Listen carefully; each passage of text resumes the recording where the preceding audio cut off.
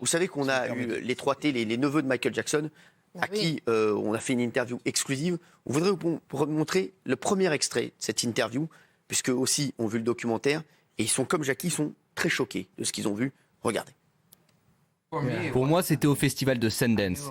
Je savais à propos du procès de Jimmy contre mon oncle il y a 5 ans. Entendre parler du documentaire, je pense que c'était un autre ramassis de mensonges. C'était décevant parce que nous connaissons Wade. On le connaissait avant et c'était encore une nouvelle personne qui trahissait mon oncle. Et c'était vraiment décevant. Ça me dérange d'autant plus qu'il ne soit plus là pour se défendre. Ils n'ont rencontré personne de l'autre partie. Je trouve que ce n'est pas juste. Ce n'est pas du journalisme. On appelle ça de la propagande. Il n'y a pas d'autre mot pour ça. Quand tu apportes ton propre point de vue et que tu ne donnes pas l'occasion à l'autre camp de répondre, ils nous l'ont caché. Je l'ai vu, et je trouve que c'est de la manipulation émotionnelle. C'est de la propagande. C'est tellement injuste. Notre oncle était ce qu'il y a de meilleur. Il m'a sauvé la vie. J'avais 16 ans, ma mère a été assassinée. Et il n'y avait que mon oncle Michael, qui était la plus grosse star du monde, qui a veillé sur moi et mes frères. Connaissant le contexte, sachant que ces gars ont des problèmes financiers, sachant qu'ils attaquent pour des centaines de millions de dollars, c'est dur parce que les véritables victimes, ce sont mon oncle et ses enfants. Ce sont les vraies victimes et ça me met en colère. Je voudrais dire qu'ils nous ont donné une interview exclusive. Hein. C'est exclusif pour Balance ton Poste. Donc merci trois derrière, parce que ce qu'ils disent, c'est quand même énorme. Hein. Et vous voyez qu'ils sont très émus aussi. On leur a demandé leur avis sur les motivations premières de ceux qui ont participé à ce documentaire. Et pourquoi ça les amène aujourd'hui à réagir. Ils y vont, je vous le dis, sans langue de bois. On comprend aussi que c'est avant tout pour protéger leur famille. Et c'est vrai que là-dessus aussi, ils sont assez choqués de ce qu'ils ont vu dans le documentaire. Regardez. Du réalisateur au témoin, ils ont travaillé dur pour descendre mon oncle. Et je reste intimement persuadé que c'est pour l'argent et la notoriété. Je pense que pour Wade, c'est pour la notoriété. Le réalisateur ne nous a pas contactés, aucun de nous. Il n'a contacté personne qui connaissait Michael ou était ami avec Michael. Ça ne parle pas de mon oncle. Ce n'est pas à propos de Michael Jackson, donc pourquoi ça s'appelle Living Neverland? Les gars mentent, ce sont des menteurs et c'est tellement frustrant parce que Michael était une belle personne. Un homme charmant qui a donné des centaines de millions de dollars à tout le monde.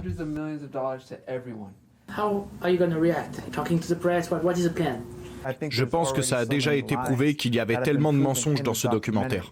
Qu'en faisant un peu de recherche, tu vois tout ce qui est faux. Donc si une partie est fausse, il faut tout vérifier. Et encore, t'es gentil, il y a plus d'une partie qui est fausse. C'est pour ça qu'on est là.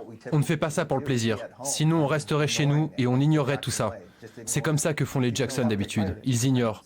Mais aujourd'hui, il n'est pas là. C'est à nous d'être sa voix. Michael kids, they're teenagers now, they must hearing all this stuff. It must be really difficult for them. Do you guys protect them? How does that work? Nous essayons de les protéger autant que nous le pouvons. Ce n'est pas seulement pour eux, c'est pour toute la famille. Ça nous affecte tous. Alors, ce témoignage, franchement, une interview très très forte. Hein. Il voulait nous expliquer pourquoi il fallait mettre en garde les personnes qui regardent ce documentaire et pourquoi il fallait se méfier des deux intervenants qui parlent de Michael. Regardez. Il faut quand même se rappeler que ce sont des artistes. Wade est un artiste. Et également un acteur. James. Ce sont des artistes depuis l'enfance, ce sont des acteurs. Appelons-les tels quels. Ils jouent un rôle avec un réalisateur qui s'en moque de l'autre point de vue, ils s'en fichent de la vérité, donc c'est ce que ça donne. Ce n'est pas un documentaire, c'est un film. Ma cousine Brandy est sortie avec Wade pendant 8 ans. Vous ne savez même pas ça. Ce n'est même pas dans le documentaire. C'était dans son adolescence, de 10 à 19 ans. C'est en parallèle de ce qu'il dit quand il dit qu'il a été abusé. Ils l'ont caché, ça. Je pense que s'ils avaient à faire un direct, ça se passerait mal pour eux, parce qu'ils ne pourraient pas maintenir leurs mensonges. Donc tous les directs qu'ils feront, c'est là où les problèmes commenceront pour eux. Si vous regardez ce documentaire, faites des recherches après. Mon oncle n'est plus là, donc faites vos recherches sur qui porte les accusations. Et rappelez-vous, le FBI a cherché des preuves pendant 13 ans. Ils sont venus à Neverland plusieurs fois. Ils ont tout mis sans dessus-dessous et ils n'ont rien trouvé. Il y a eu un procès, il a été jugé innocent. Donc c'est comme si à un certain moment, mon oncle a bravé tout ça alors qu'il était innocent. Et donc maintenant, parce qu'il est mort, maintenant ils veulent dire que c'est arrivé. Je voudrais remercier Jackie de rien parce que l'interview là qu'on a là et ce que disent les neveux de Michael Jackson, c'est vraiment inédit et c'est très très fort. Ils ont vraiment parlé sans langue de bois et je les sens très touchés par toutes les accusations qui qui ont été faites contre leur oncle. Et vraiment, ils ont vraiment parlé avec le cœur. Vous allez voir d'autres extraits. Et il y a plein de gens qui réagissent sur Twitter qui disent c'est complètement fou l'interview. Il n'y aurait pas eu de documentaire s'il était en vie. Wade serait encore en train de l'accompagner. Sérieusement, il serait encore en train de danser. Parce que mon oncle aurait pris soin de lui.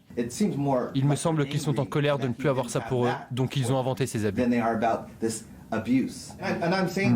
Et je dis ça en tant que victime d'abus moi-même, et Taril l'a été aussi. Nous avons été sexuellement abusés aussi, donc je ne prends pas ça du tout à la légère.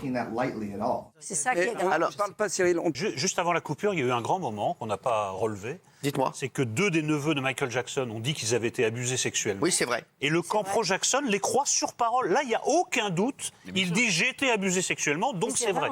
Si c'est des gens qui ont été abusés sexuellement par Michael Jackson, tout d'un coup, ils mentent. Donc c'est quand même curieux. Non, mais il y avait 2 poids, 2 mesures. Je le savais bien avant. D'ailleurs, j'en ai parlé avant l'émission. Mais on pourrait très bien dire ils mentent, on peut très bien dire ils inventent. Non, vous les croyez. Non, je connais. Si c'est le clan Jackson. Alors vous croyez Wade Robson et vous. Alors, eux, j'en sais rien, je connais pas le cas. Je connais pas le cas. S'il vous plaît. Moi, je pense qu'on le saura jamais en réalité. Très dur. Et je trouve. Jackie Lombard, s'il vous plaît. Je le trouve très très dur, excessivement dur, et je pense que c'est votre fonds de commerce. Donc moi, je préfère vraiment voir ça autrement. Moi, j'ai jamais gagné de l'argent grâce à Michael Jackson, contrairement à vous. Donc où est mon fonds de commerce?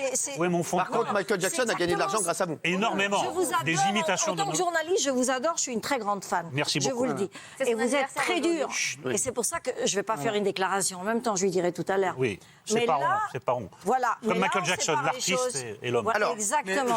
Le syndrome Johnny Hallyday. Allez-y. Moi, j'ai juste une chose à dire. En fin de compte, on dit que là, vous venez de dire qu'en fin de compte, quand c'est eux qui parlent, en fin de compte, il faut que nous, les fans, on les Vous croyez croit. qu'ils sont heureux de dire ça? Voilà. Mais vous les croyez? Ce qui s'est passé, ça, ils l'ont dit accidentellement, parce qu'ils m'ont appelé après. Ah ouais. Accidentellement, ils ne pensaient pas une seconde le dire. Et moi, j'ai été choquée à la seconde où je l'ai entendu. Et c'est vrai que alors Ça les a marqués à vie. Et leur oncle, il était là pour eux. Il était là pour les sauver. Et lorsque le meurtre, leur maman a été assassinée. Non, leur mère est morte. Bon, et c'était très grave. Et Michael était là pour les sauver. Et croyez-moi, Michael savait tout ça. Il n'aurait jamais fait ça. Il était très câlin avec les enfants. Je veux bien croire qu'on peut confondre la gentillesse. Parce que les enfants s'accrochent à lui sans arrêt. Ils étaient toujours là. Ça n'arrêtait pas. Donc, il les prenait dans ses bras et tout ça. Mais je ne vais pas appeler ça de la pédophilie pour autant.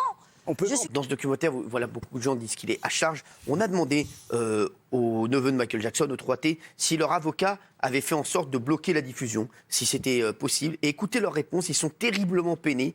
Et vous allez voir, c'est finalement ce qui les a convaincus de réagir chez nous, en France. Regardez, c'est complètement dingue. Regardez. Ils l'ont fait. Ils ont été eux-mêmes chez HBO. Ils ont essayé de les raisonner en leur disant « Voilà tous les mensonges. On a été au tribunal avec eux. Voilà toutes les choses que le juge a trouvées fausses. Et HBO n'en avait rien à faire. Même avec les avocats, il n'y a aucune loi qui protège Michael contre le mensonge. Parce qu'il est mort. Si vous êtes en vie, alors vous pouvez attaquer. Then you can sue and all that stuff. Oh, the estate doesn't have this power. I didn't know that. Non, nulle part dans le monde. C'est pour ça qu'on est là.